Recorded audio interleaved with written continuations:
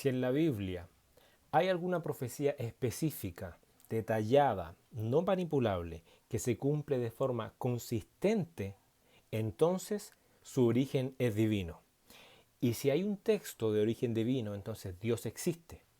Y si Dios existe y se ha revelado, entonces el hombre tiene la responsabilidad moral de responder. Eso que yo acabo de decir tiene relación con un texto que está aquí en la Biblia, en Isaías capítulo 41. Vamos a leer desde el versículo 21. Alegad por vuestra causa, dice Jehová. Presentad vuestras pruebas, dice el Rey de Jacob. Traigan, anúncianos lo que ha de venir. Díganos lo que ha pasado desde el principio y pondremos nuestro corazón en ello. Sepamos también su postrimería y hacernos entender lo que ha de venir. Dadnos nuevas de lo que ha de ser después, para que sepamos que vosotros sois dioses, o al menos haced bien o mal, para que tengamos que contar y juntamente nos maravillemos. Y aquí que vosotros sois nada, y vuestras obras vanidad. Abominación es el que os escogió. Del norte levanté a uno y vendrá. Del nacimiento del sol invocará mi nombre y pisoteará príncipes como lodo y como pisa el barro el alfarero. ¿Quién lo anunció desde el principio para que sepamos, o de tiempo atrás, y diremos, ¿es justo? Cierto, no hay quien anuncie, sí, no hay quien enseñe, ciertamente no hay quien oiga vuestras palabras. Yo soy el primero que he enseñado estas cosas a Sion, y a Jerusalén daré un mensajero de alegres nuevas.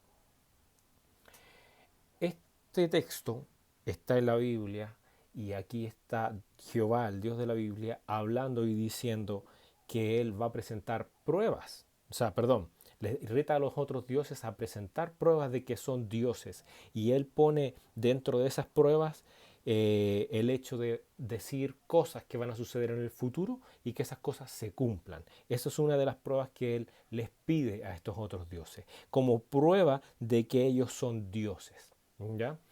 Si Dios, el Dios de la Biblia, ha dicho alguna profecía y esa profecía específica se cumple, ya entonces demostramos que el Dios de la Biblia ha dicho lo correcto respecto a eso y que era verdad lo que dijo. Ahora, eso también prueba que Él es Dios y prueba su existencia. Y eso es lo que está explicando el texto. Ahora aquí en el versículo 27 dice, yo soy el primero que he enseñado estas cosas a Sion y a Jerusalén daré un mensajero de alegres nuevas. Esa palabra alegres nuevas es la palabra que nosotros conocemos normalmente en el día a día en la boca de las personas como el Evangelio. Evangelio significa eso, alegres nuevas o buenas noticias, ya noticias alegres, buenas noticias. Aquí Dios está hablando de que va a haber un mensajero de buenas noticias, de noticias alegres, alegres nuevas, es decir, un mensajero del Evangelio. Este mensaje que es conocido, esta palabra que es conocida, que es Evangelio, este mensaje justamente tiene que ver con esto que estamos hablando ahora. Ya vamos a definirlo acá en 1 Corintios capítulo 15, versículo del 1 al 2, perdón, del 1 al 4, que dice, además os declaro, hermanos, el Evangelio, es decir, las buenas noticias, las alegres nuevas que os he predicado, el cual también recibisteis, en el cual también perseveráis, por el cual asimismo si retenéis las palabras que os he predicado, sois salvos, y si no, creísteis en vano. Porque primeramente os he enseñado lo que asimismo recibí, que Cristo, o el Mesías, o el ungido, eso significa, que Cristo, el Mesías, murió por nuestros pecados conforme a las Escrituras y que fue sepultado y que resucitó al tercer día conforme a las Escrituras.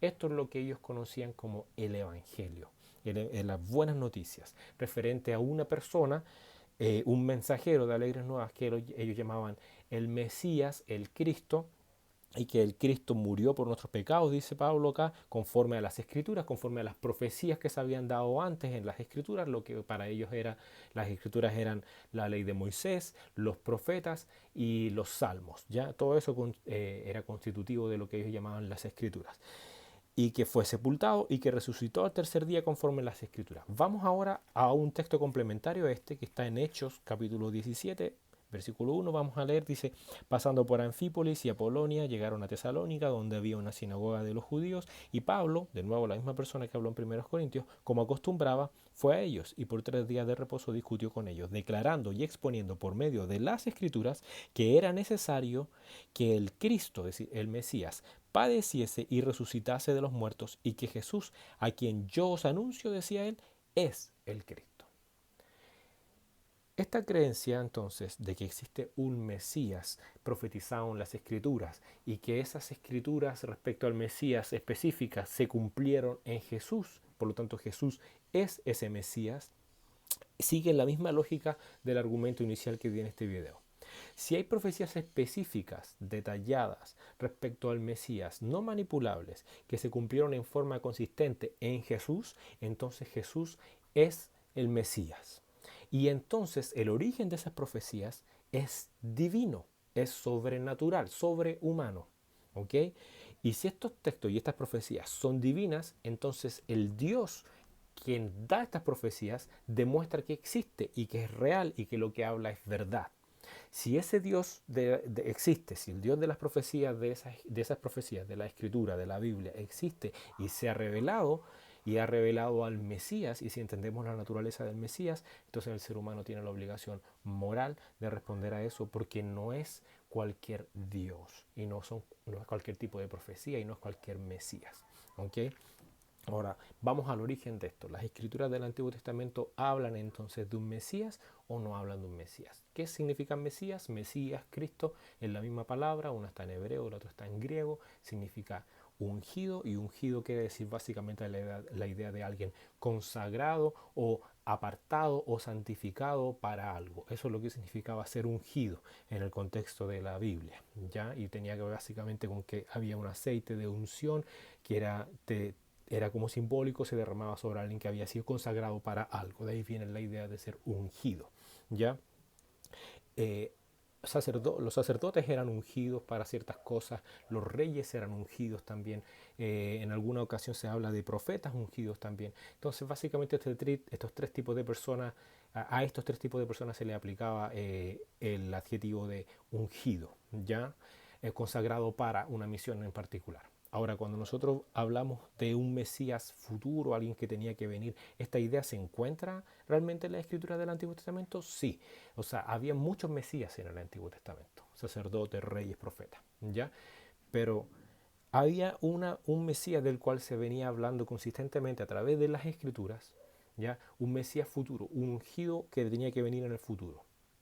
Si nosotros vamos a buscar las profecías específicas que hay en el Antiguo Testamento que hablan de un Mesías que tenía que venir en algún futuro, obviamente no una persona que haya que haya vivido en esos tiempos, sino una persona futura, vamos a encontrar al menos 7 textos que dan a entender la idea de un Mesías que tiene que venir, ¿ya?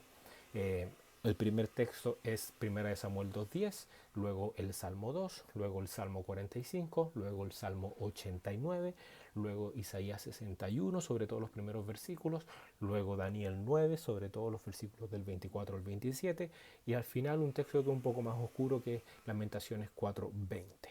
Todos esos textos nos hablan de un Mesías sin identificar necesariamente que era una persona que ya había vivido en esa época, que era un sacerdote o un rey de esa época, sino hablando como de alguien futuro, o a veces usando la referencia de alguien presente, pero para referirse a cosas futuras. Cuando nosotros entendemos entonces esa columna vertebral de las profecías respecto al Mesías en el Antiguo Testamento, qué es lo que dicen, nos vamos a hacer una idea de quién era ese Mesías, cuáles eran las características de ese Mesías.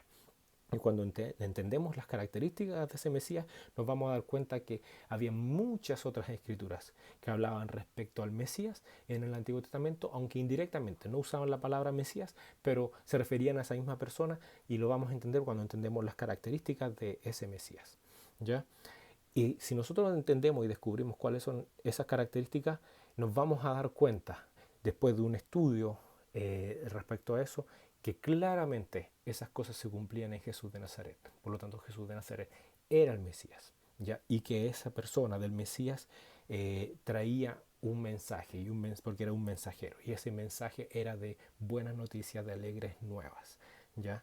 Respecto al reino de Dios, respecto a salvación, respecto a la gracia de Dios, una serie de características que tenía ese mensaje y que ese mensaje era de salvación, ¿ya? Un evangelio de salvación. Por lo tanto, tu vida y mi vida no pueden quedar iguales después de escuchar ese mensaje. Tiene un impacto directo en la moralidad de nuestras vidas, un impacto directo en las decisiones que vamos a hacer y quiénes somos, qué es lo que hacemos. Todas estas profecías que ya les dije, estas 7 profecías que les mencioné, están explicadas en videos anteriores en el canal. Ya sobre todo las principales: Salmo 2, Salmo 45, Salmo 89, Isaías 61, Daniel 9, que son las 5 profecías más principales. Y 1 Samuel 2.10 la incluyo en uno de los videos, lo paso rapidito por ahí, y también Lamentaciones 4.20. Vean los videos, porque yo voy a hablar de estas cosas más adelante. Voy a demostrar que Jesús es el Mesías, que el entendimiento que tenían los cristianos respecto al Mesías en el Nuevo Testamento es correcto, y que por lo tanto el Nuevo Testamento dice la verdad y que los cristianos estaban en la razón, y por lo tanto el Antiguo y el Nuevo Testamento son ciertos, y por lo tanto si el Antiguo y el Nuevo Testamento son ciertos, entonces el Dios de la Biblia es quien dice ser, y entonces es el verdadero Dios, y tenemos que responder moralmente ante esa verdad.